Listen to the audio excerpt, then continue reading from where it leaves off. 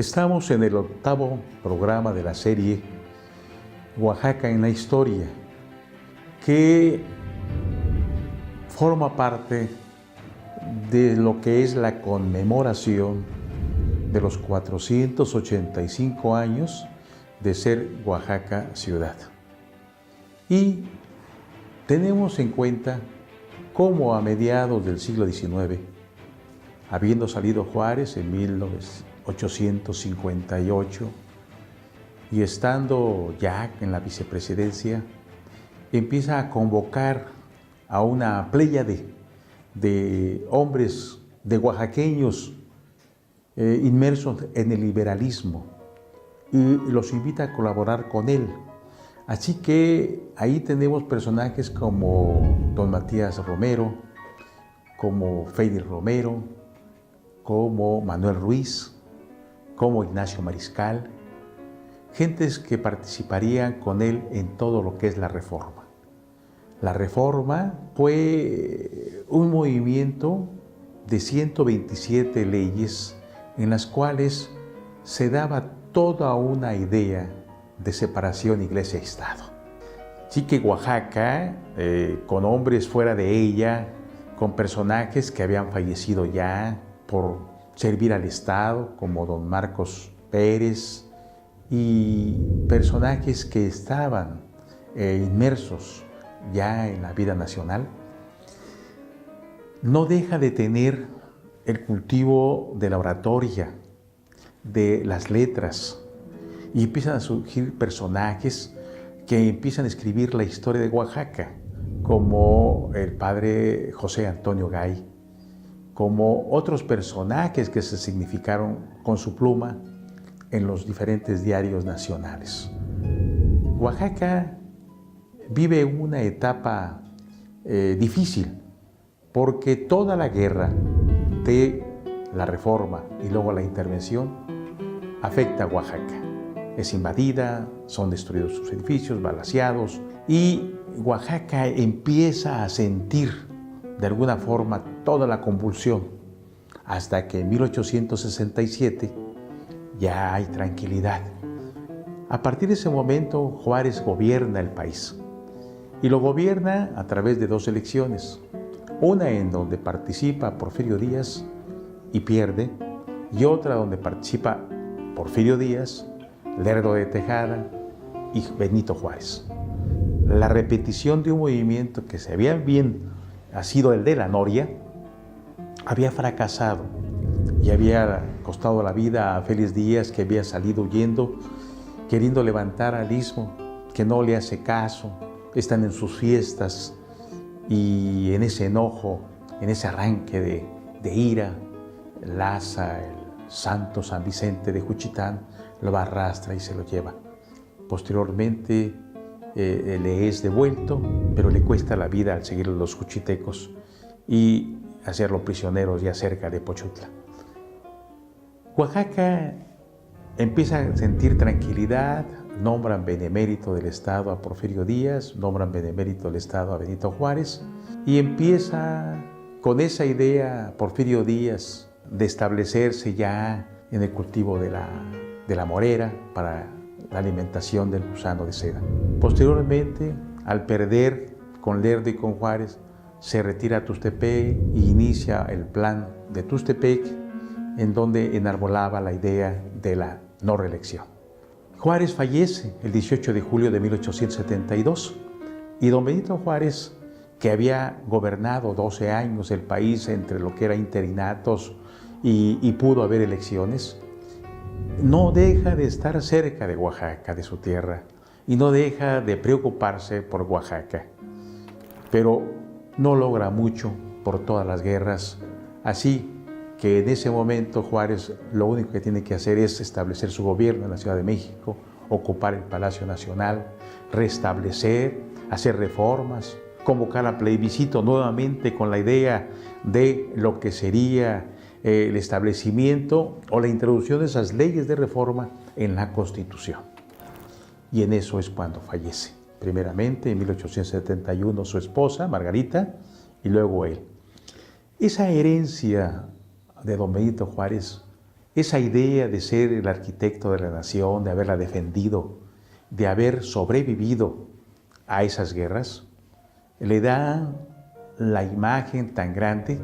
que el propio Porfirio Díaz se ocuparía de cultivar, porque es el que inicia el mito, la leyenda, los grandes monumentos, los nombres a las avenidas. Porfirio Díaz reconoce en ese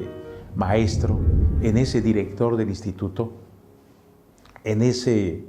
hombre que lo había tratado como soldado y como general y que le había dado más de 6 o 7 grados militares, reconoce que tenía razón en cuanto a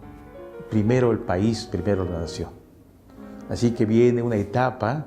de reconstrucción que le toca a don Porfirio Díaz al salir victorioso sobre el Lerdo de Tejada y a ocupar la presidencia. Y ahí es, después de ocupar la presidencia, que viene don Porfirio Díaz a Oaxaca a establecer no solamente el orden o el progreso, que ya se había preocupado por establecer la línea telegráfica, que ya se había preocupado por establecer la Academia de Niñas, que se preocupa por lo que sucede en la reconstrucción de las casas consistoriales, nuestro Palacio de Gobierno. Ya se había preocupado por muchos aspectos, pero viene y gobierna después de haber sido ya presidente y por segunda y tercera ocasión gobernador del estado, y ahí es donde empieza un progreso o una idea de acercamiento con todo lo que significaba en ese momento la modernidad. Por eso el periodo de don Porfirio es tan largo y es mucho lo que hay que hablar de él. Pero hablemos en este programa de lo que hace en Oaxaca don Porfirio: establecer las condiciones necesarias para las fábricas de mantas, las fábricas de hilados y tejidos, Xía, San José Vista Hermosa, establecer